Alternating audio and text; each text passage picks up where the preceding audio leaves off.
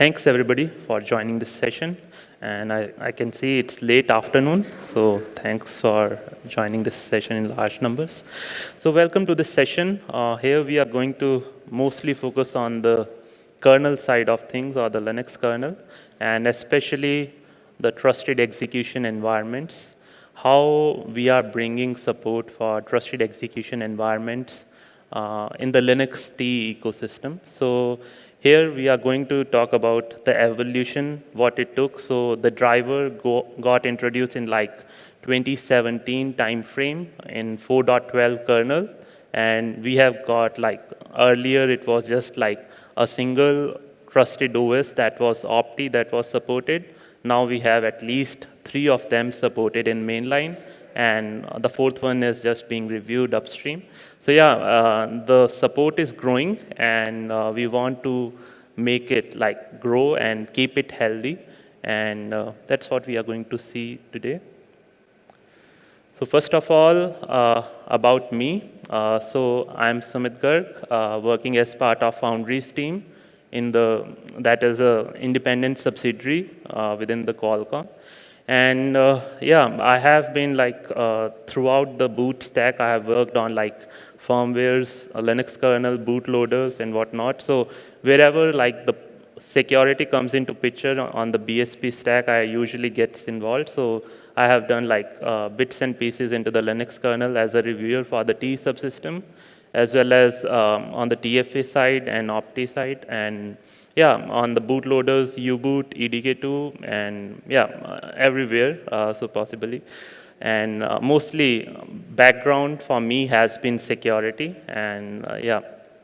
Apart from that, on the open embedded side, yeah, I've been involved in the Meta Arm toolchain effort as well. So yeah, that's all about me. Let's get started about what is a TEE. So TEE is a trusted execution environment, and what it really means is like it allows the applications that are running in the rich environment. Rich environment we usually call the Linux environment, where we have like hundreds of applications running alongside. And what the trusted execution environment offers is the isolation. So basically, you are able to isolate the security critical code out of your main application code. Say, for example, some code within your application is dealing with passwords or keys and credentials, and you want to protect that code from like a huge number of attack vectors that are there in the Linux user space. Basically, all the applications running alongside your security critical application that has to be protected from like all the various attack vectors, and that's why this trusted execution environments come into picture, and they allow like hardware enforced isolation of your security critical code to run, and it is supported via various hardware based mechanism. Like on ARM, we have this Arm TrustZone, and it is like it has started in like 2000s during the mobile era, and where people like in 2004 or sometime at that time frame it started. So ARM introduced this TrustZone support in the ARM v7 architecture, and it was in some support in ARM v6 as well. But yeah, that was there, and applications were developed using this, especially in the mobile space. You might be using payments applications or DRM applications. You would be playing some DRM contents from Netflix or YouTube or Amazon Play Video, etc. So all of them are using mostly the trusted execution environments that are allowing to keep the keys and the content that is being played on your phone secure. Basically, the users are not being able to access the media pipeline in secure format. Say, for example, it's you are playing a movie on your phone, and you can't see it in the plain format from Linux user space, but it's like it's displayed to you, but you actually can't copy it directly. So those kind of stuff that are enabled by this trusted execution environments. And the underlying technologies, as I mentioned, Arm TrustZone is there. There is also this co-processors that are supported on AMD platforms. And nowadays with RISC-V, they are coming up with this trusted domains that they support. So yeah, these are all the technologies that are supported by hardware. And in the kernels, from the kernel perspective, we abstract these technologies to the user space so that your applications can work with all those hardware-backed technologies in a more abstracted way. So yeah, the other thing about from the application point of view, what you need is like portability. Say for example, you have written your application code for, say for example, with Arm TrustZone, it should work with something like RISC-V trusted domain.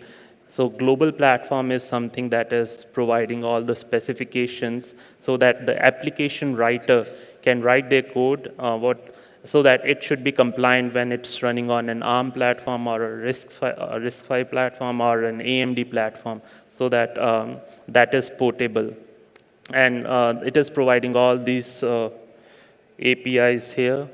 This is the specification link I have put here, so that all the trusted applications or the client application can be written in a portable format so that they could run across trusted OSs or the trusted execution environments.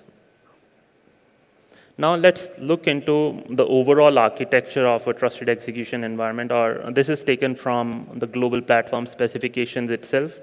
What it shows is like you have the Linux world, You have the Linux world here. This is the normal like Linux OS, what we call it like regular OS or a rich execution environment. We have the normal applications, Linux applications running here, and we have an application like client application, what we call it, that where what we need is like we have some security critical code that has to be isolated from this client application as a trusted application in this trusted execution environment. So think of it like this code used to be as part of this client application, but the hardware isolation can allow you to separate this code from your main client application as a trusted application. And there is a shared memory view among themselves from client application and trusted application. And this is the application which is handling all your security critical operations, say for example, managing your keys or performing some crypto operations on top of it. And that's how we can, this is the boundary that the hardware enforces. So we have this hardware enforced boundary. It can be Arm TrustZone or RISC-V trusted domain or AMD co-processor or whatnot. But the overall idea from the system architecture point of view that we have a real isolation in between that like the other normal rich applications can't access the memory contents of this trusted application directly. So that's the overall idea. The underlying framework is just about like the communication path, how it happens, and how the client application gets to talk to the trusted application. And these are the standardized API, global platform on the client side, and on the TEE side, on the trusted execution environment, for a trusted application developer, there are this global platform TEE internal APIs. And rest, this is implementation specific. All this are rich execution environment communication agent, and that's where this kernel TEE subsystem is coming into picture on the Linux side. So we are abstracting the communication here towards the whatever like trusted OS is supported. Say for example, on different silicon vendors on like Opti or Qt or like Trustonic or anything else. So yeah, these are all different trusted OS implementations. And yeah, this message passing is based on like the hardware mechanism. It can be a mailbox, it can be SMC calls, what is offered on Arm TrustZone. So this is all implementation specific.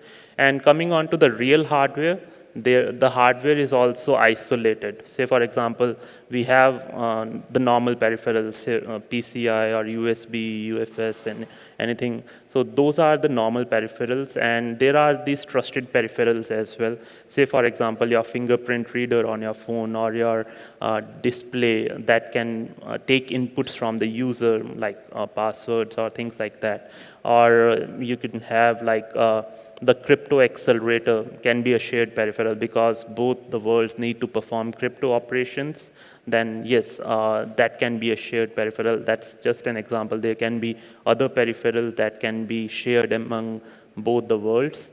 And yes, so trusted OS is mostly about, yeah, we have the same user space kernel boundaries in the trusted OS, and we have the device drivers along with it. So OP-TEE is an open source implementation for this trusted OS. Now coming on to actual realization, how this TEE is being realized. So as I mentioned, there could be different realizations. Here, what this picture is showing is like we have this external security SOC. When we talk about discrete TPM, we can think of that like this kind of implementation where it is an external security SOC that is separate from the main SOC system on chip. And there is communication established via SPI or via I2C to this external security SOC. So TPM is very like a peculiar example here because it has a defined stack that is already built into it, but users can't run their own application code on the TPM. But yeah, any other external security SOC which offers such kind of environment can be treated as a TEE. Now, the second one, hardware realization, is actually the most commonly deployed. This is like the shared components. Here we have the actual SOC that is being partitioned into like trusted peripherals and the normal peripherals. Here the blue fields indicate these are assigned to the trusted execution environment. These peripherals are assigned to the trusted execution environment, and the other ones are to the normal, like the Linux operating system. And similar with crypto accelerators, one-time programmable fields as well on the SOC. And the on-chip RAMs, external memories like DRAM, they could be hardware IPs, TrustZone IPs on your SOC, or any other like hardware enforced boundary or firewalls that are existing on the SOC. So that allows this realization to be there. So Arm TrustZone is a realization of this TEE, and similarly RISC-V is also a realization of this kind of TEE environment. Now coming on to the third realization, that is the on-chip. So there could be an on-chip security subsystem as well. That is having its own peripherals that are separated from like the main peripherals that are accessible to the main processing cores. So this on-chip security subsystem is like, say for example, we have a small core sitting alongside your main processing core, and it has its own subsystem. Say for example, we have the AMD core, that is the x86 core, and we have an ARM core sitting alongside it, that is a co-processor, and that is having this security subsystem being implemented. So that's what AMD TEE implementation is all about. They have the x86 AMD processor, and the ARM processor is there that is providing all the TEE operations for the application. Now coming on to one of the open source implementations. So traditionally it has been like most of the trusted OS implementations have been like closed source and they haven't been open. So OP-TEE is one of the implementation that is from the beginning it has been open source, and it was open source in like 2014. So from Linaro, and Linaro is the one who is maintaining the OP-TEE support. And the main design goals for OP-TEE is, the isolation is the main one, and the second one is the small footprint.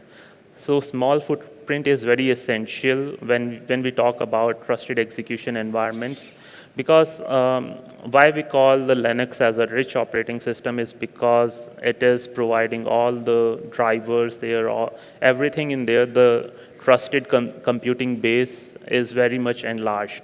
So we need this trusted execution environment to be as minimal as possible, so that it is auditable, it is verifiable, and people could trust it. Yes.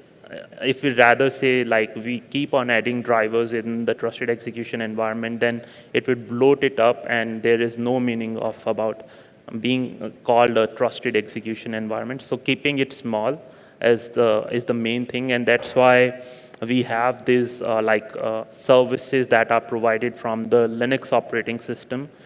Say, for example, file system services or the other IO-related services are rather offloaded to the Linux operating system, and we keep only the security critical operations within the trusted execution environment, and that's what the design goal has been. And third is the portability. As I talked about the global platform specification, OpTEE is compliant with the global platform specifications, and you should be able to write your application code with OpTEE that is then portable to other trusted OSs, which are again global platform compliant as well. And for you to get started with OpTEE and use it, you can just go and use QEMU here. You don't need a real hardware to get started. You can experiment with QEMU. QEMU is an open source project again that is very useful to experiment with, and OpTEE support is available. There is Arm TrustZone emulation that is there with QEMU available. So you can go ahead and run your QEMU with OpTEE support and experiment there, write your trusted application code. And so the trusted application code is very portable. So once you write for QEMU, it should work for a real platform. Now, coming on to the overall OpTEE architecture. So here is where the kernel subsystem comes into picture. So it is providing the underneath framework to talk to the trusted OS itself.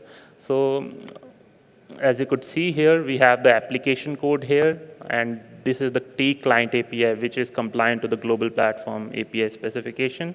And then there is, on the kernel side, we have this generic TEE API octals, and that is provided by the TEE subsystem. And underneath TEE subsystem, you can have implementation specific drivers, like OpTEE driver is there, AMD TEE driver is there, and similarly other implementation drivers can be there. So here we have this OpTEE driver. It is using its own OpTEE message SMC call interface to talk to the trusted OS. So this is like an ABI, because these are totally different binaries that have to talk to each other. So we need to maintain an ABI that is stable and backwards compatible. And here on the trusted OS side, we have there is TEE internal API that is again global platform API compliant and trusted applications. Here we have this concept of pseudo trusted applications. So these, you can think of it like how you treat a kernel module. On the Linux kernel side, we have this pseudo trusted application that could be platform specific things or services that have to be offered from the trusted OS side to the Linux side. So, but yeah, these applications have to be compiled into the OpTEE source code rather than truly loadable modules. It is like built into the Linux kernel OpTEE OS. And for reference, I have put a link here if you're interested and go throughout that OpTEE implementation. Now, so with that OpTEE implementation, the kernel TEE subsystem landed in the Linux kernel, and it was 4.12 kernel release when the kernel TEE subsystem was there. So it provided this registration and unregistration of TEE drivers, shared memory support.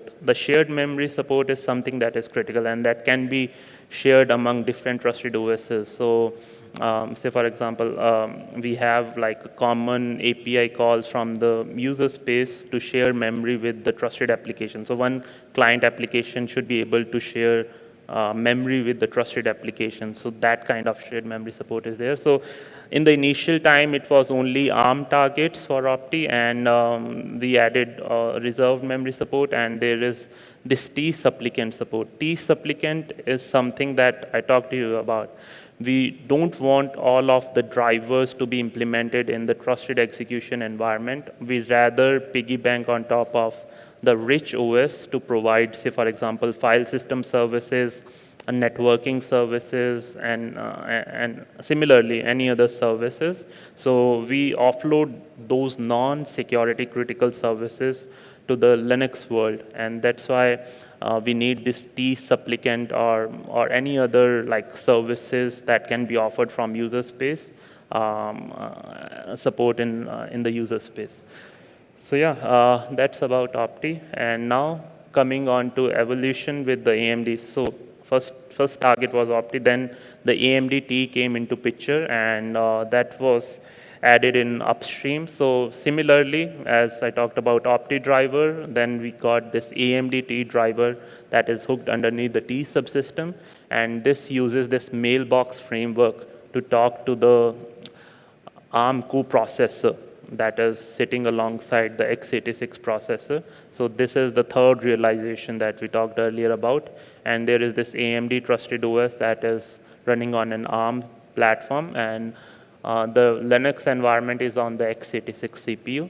And similarly, the trusted applications here are again written with the TEE internal APIs and the client API. So overall, the framework remains the same, but the driver and implementation can change underneath. And similarly, the other RISC-V architecture implementation, they are still in progress, and people are adding support for that. But yeah, it hasn't landed anything upstream. So for AMD TEE, you can go and look into this reference and to know more details about it. And then comes in this TEE bus or the in-kernel clients. First of all, earlier we had only the user space clients for the trusted execution environment, but there are also in-kernel use cases for the trusted execution environment. Say, for example, you have some firmware TPM support that is running on the trusted execution environment side, and you want services from it within the kernel. Or the other use case can be hardware random number generator, which is not which is not accessible to the Linux kernel at all. It is only accessible from the trusted execution environment, and you need to provide entropy to the Linux world as well. So those kind of use cases are there. And similarly, there are many others as well. There can be platform-specific use cases within the kernel, and that's where we realize that we need an in-kernel clients as well for the trusted execution environments, and that's where the TEE bus came into picture. And here on the TEE bus, this is like a normal like Linux kernel bus, and where we can it allows like enumeration support that is very much specific to the trusted OS, because every trusted OS has their own services how they can register on the TEE bus. And from the driver's point of view, it's like they register on this TEE bus for any devices to be present, and it's the similar Linux kernel driver framework that we use for other kernel drivers in other subsystems. So in the kernel TEE subsystem, we are providing enumerating these services on top of TEE bus. And there are we have these match APIs. The match API is important here, that allows you to write your kernel drivers. Say, for example, I want to communicate with OpTEE to get a service, then yes, there would be a match corresponding to OpTEE. If there is for Qt, people have to write, or for AMD TEE, people have to write a driver, then yes, the match API would help you to write your driver accordingly. And then there is U-event, that is just allows you to auto-load your drivers based on if a service is provided by the trusted execution environment for the kernel, then the corresponding driver would be probed automatically. So the TEE bus enumeration, as I talked about, so this enumeration is very much specific to the implementation. Currently, we have the support for OpTEE within the kernel, and that allows you to enumerate all the services that are being offered by OpTEE, and various drivers can talk to OpTEE using those services. And all these services are enumerated as devices named as OpTEE TA and UUID. UUID is the identification of that service, basically unique identification of that service, and that's how OpTEE registers the devices on the TEE bus. And using the match API, the drivers can talk to OpTEE devices. So this is the hardware RNG use case I was talking about. So there are silicon vendors and implementation that allow the hardware RNG to be used or accessible to the trusted execution environments, and we need to provide a service to the kernel to allow it to get the entropy from the hardware random number generator, and this is the interface how we did. So this hardware random number generator driver, this is sitting on top of the TEE bus, and the service is enumerated by the OpTEE driver, and that gets enumerated on the TEE bus, and hardware RNG driver can then invoke APIs to fetch the entropy from that is mediated by trusted OS for the hardware RNG, and then that entropy can be fed into the entropy pools of the kernel, and either in the user space as well as dev hardware RNG node. The next use case is about trusted keys. So yeah, you might have heard about the TPM sealed keys or TPM based trusted keys in the kernel, and that was framework that was added earlier using TPM as the source of trust. But on embedded platforms, there are strict BOM course constraints. They might not be every time TPM is available. So people would like to use alternate mechanism for the trusted keys support. The essential thing about trusted keys is the key content is not accessible to user space in plain format. As you could see here, the key is in a blob format only, or a wrapped key, and user space can't access it in the plain format. But the kernel can access it in the plain format using the trusted keys driver.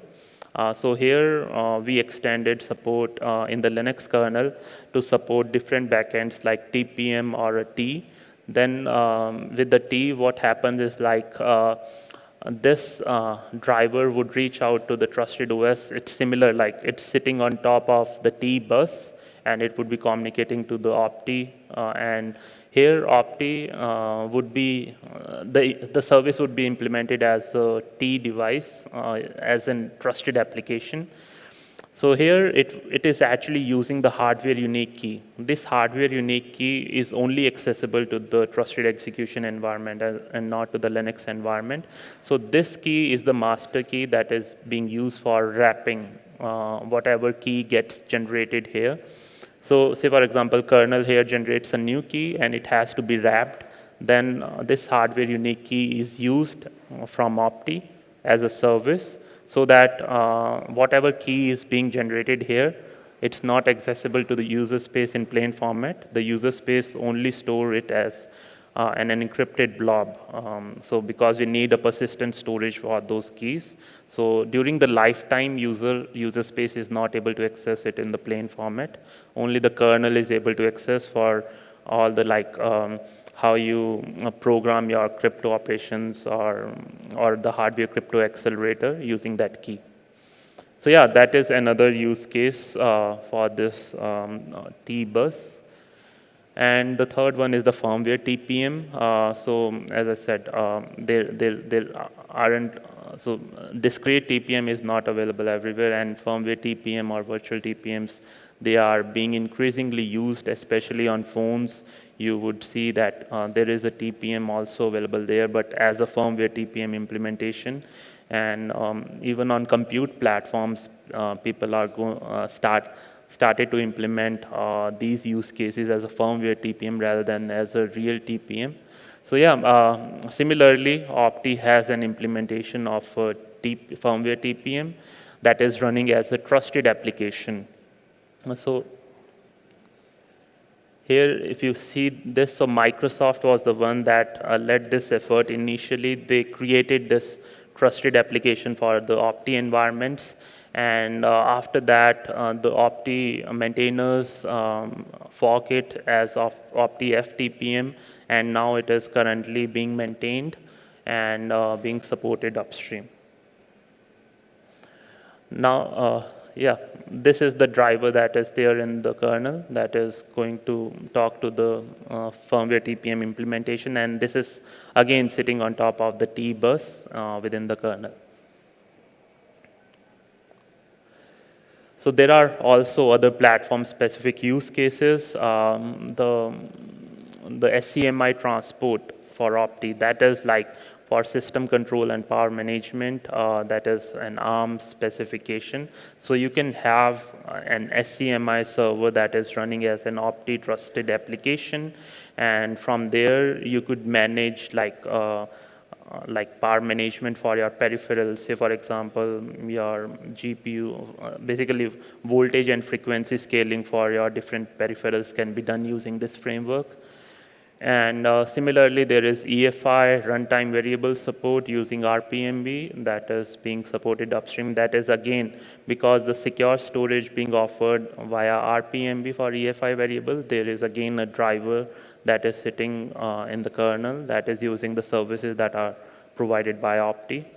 And other TEEs can implement the similar services as well. Similarly, the real-time clock. So this is again, this real-time clock is not accessible to the Linux world, but only to the TEE environment. Yeah, there are platform-specific services. Similarly, this is remote proc TEE driver where people would like to have. Yeah, there could be multiple firmware. So today's SOCs are very complicated and people want to load. So there could be co-processors running alongside for different use cases. So you need to load their firmwares, and there are use cases where you need to validate those firmwares before loading them. So the TEE environments can offer services like validation of those firmwares or secure firmware loading. So yeah, those kind of use cases are also supported by this TEE subsystem. Yeah, this was another TEE that was added over FFA. Yes, so we have this trusted services running with FFA, and that is also exposed to the user space. This is the library that is being used, lib trusted services. The subsystem remains the same. It's just like the FFA TEE trusted services TEE driver, and the FFA driver is there. So you could look into details here. Also, I'm not going to talk into details about it. Similarly, the Qt driver that is being recently pushed upstream, it is still under review. And here, it's again a different trusted OS that is running in the Arm TrustZone world. And we have this Qt message SMC invoke interface, and we have this Qt driver underneath. And here we have a different library that is lib Qualcomm TEE that is sitting on top, and the client applications are using this. So yes, the libraries would be different, but yeah, the subsystem is offering all the services that are needed to realize the implementation here. Now, coming to the last one, I have here for the use case is the protected DMA buffers, and this is one that is being there. So I talked about playing a secure media pipeline on your mobile phones, on your laptops. Currently, you can't do that with the upstream Linux on your Linux laptop. So it has been a decade of work that people are trying to push use cases upstream, but the bottlenecks is like there isn't like end-to-end open source use case for it, and especially on the DRM side, that is all like mostly closed source implementations. But what we want to say is like people should open up those user space environments so that with upstream Linux, we are able to realize those use cases as well. So yeah, the DMA heaps that were being proposed earlier, that were carve-out heaps or what people call it. So the one bottleneck was end-to-end open source use case, and the other one was the metadata problem.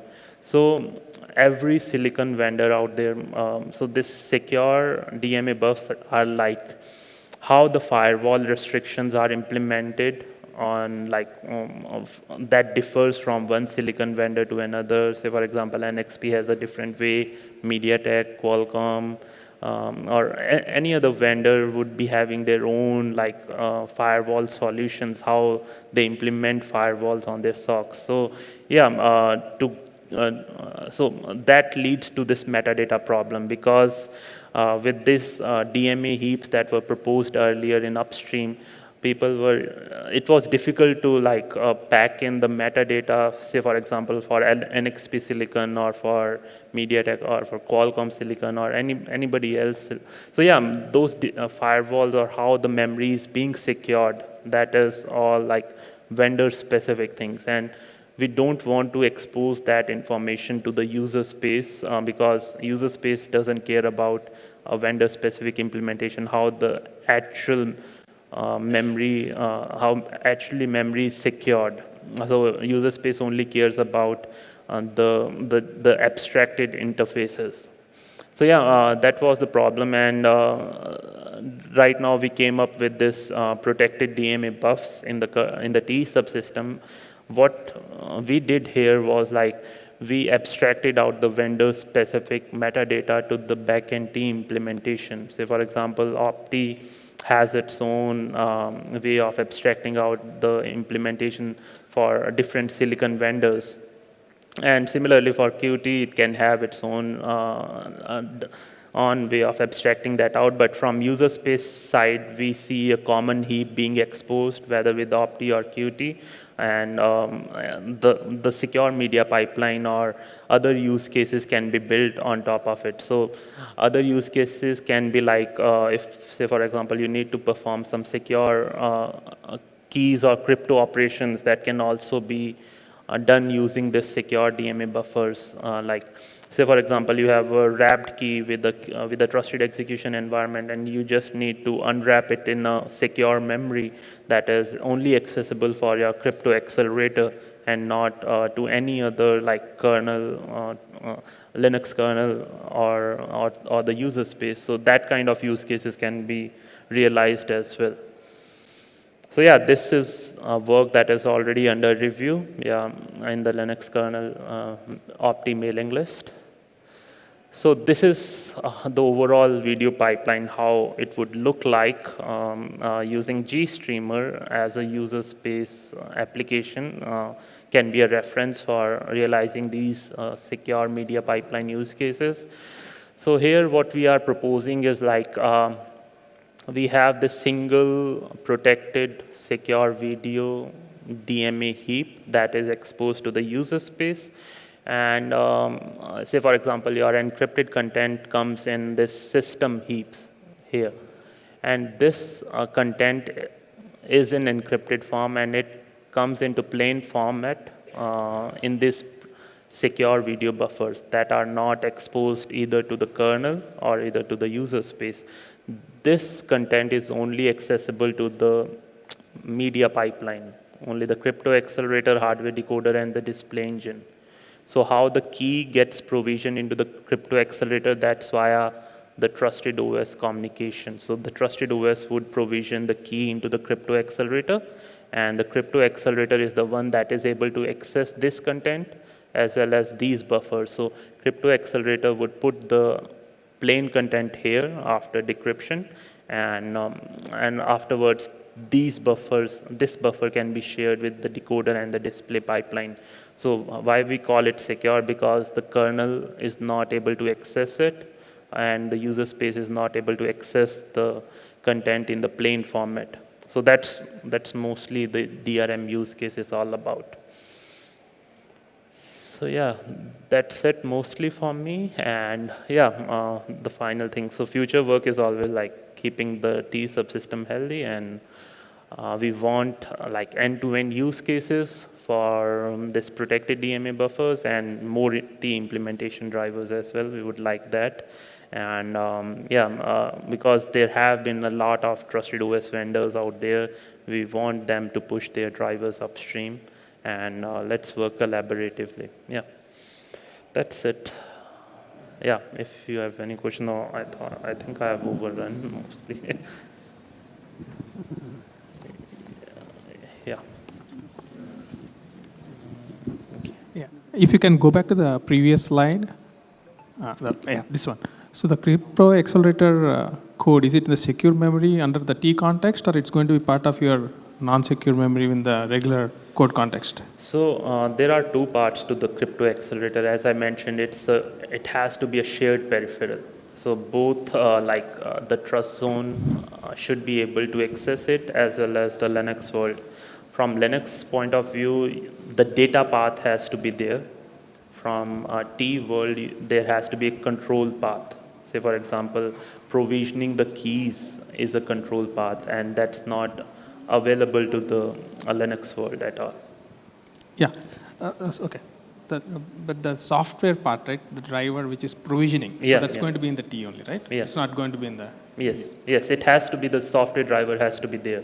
But it is only like, it can't provision the keys, but it can like say, where is your DMA address from where you can like do the decryption and all. So basically, the DMA address for this secure video buffer as well as the encrypted buffer has to be passed to this crypto accelerator via this driver. Yeah.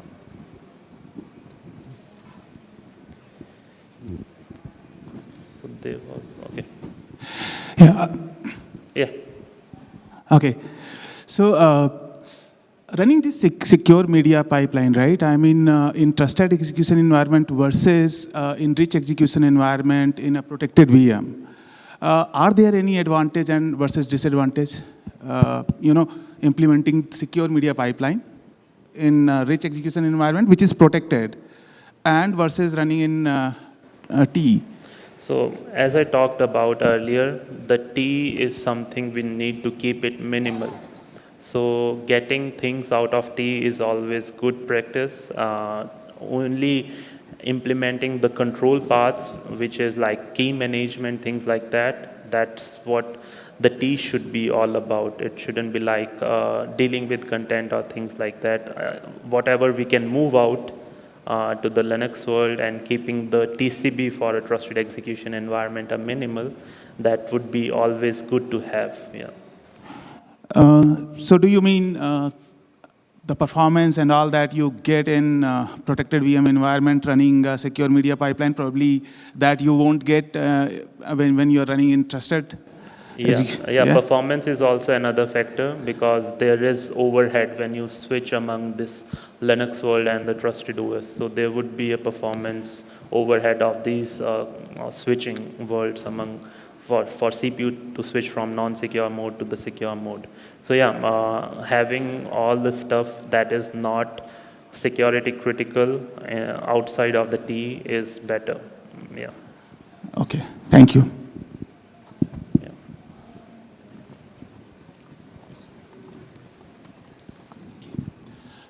So if we have several different implementations of TEE, so GPD and the QTE, and both of them support the secure playback use case, will the interface from the user space to the TEE driver the same for those two implementations, or will they be slightly different? And where do we wrap that for the media players, etc.? Sure, that's a valid question. I think that's where this heap is coming into picture, and that's why earlier what people tried was like, make these heaps as an independent heaps outside of TEE subsystem as normal DMA-Buff heaps, and making it secure with different like interfaces to Qt or opt or anything like that. That was hard to do. But what happened is like we moved the allocation and the security within the TEE subsystem, abstracted that out from here, and all the DMA-Buff operations were like actual access control for the crypto accelerator or hardware decoder and anything. So that is all abstracted as DMA-Buff operations from the TEE subsystem. So from user space point of view, it's like just passing on this DMA-Buff to the crypto engine, and the crypto engine, when it would attach to that DMA-Buff, at that point the corresponding access permissions can be set. There are also like implementations where the dynamic access control isn't needed, all the pipeline is already configured. So that doesn't need to be open to the user space. So from user space point of view, it's like a buffer that has to be passed to the crypto device or the video decoder or anything like that. Nothing has to be open more than that. The OS should abstract all that information out for the user space. So that's what our goal is. So here what we are doing is like the trusted OS driver would be implementing all those DMA-Buff operations. Say for Qt, it would be implementing its own. Opt is implementing its own. So that's all abstracted from the TEE implementation point of view. So you talk about the EFI firmware specific drivers. Can you throw some more lights on that EFI runtime variables and how it's more related to a TEE, if possible? Yes, so especially on embedded platforms or IoT platforms or the edge devices, we have the limitation like we don't have like multiple storage devices available on the platform. On a typical server platform, we would have like a separate storage medium which can be used for the EFI variables that is owned by the firmware. But typically on an embedded platforms, we have this shared storage media problem where, say, for example, we only have the eMMC flash available, or say, for example, we only have the UFS flash available on the platform. And the problem comes as like the firmware and the OS has to share that storage medium. So EFI variables have to be stored on the same storage medium as the kernel is having its own root file system. So the driver would be common. So once the firmware hands over to the Linux kernel, it would be just the kernel driver which would be owning the UFS or eMMC or things like that. So this implementation allows the EFI variable storage to happen in the kernel itself. So when the firmware hands over to the kernel, so kernel can override those services to provide the storage from UFS. Say for example, we currently have the RPMB storage. So that is secure storage for authenticated variables use cases, and that is supported via the TEE. Basically, RPMB is something where the keys are owned by the trusted execution environment, and you go to the TEE to access the RPMB on your UFS device or your eMMC device. So that's how that is implemented. So it follows the secure boot process altogether, right? So Thank basically, secure storage is being offered via RPMB, and that's going via TEE.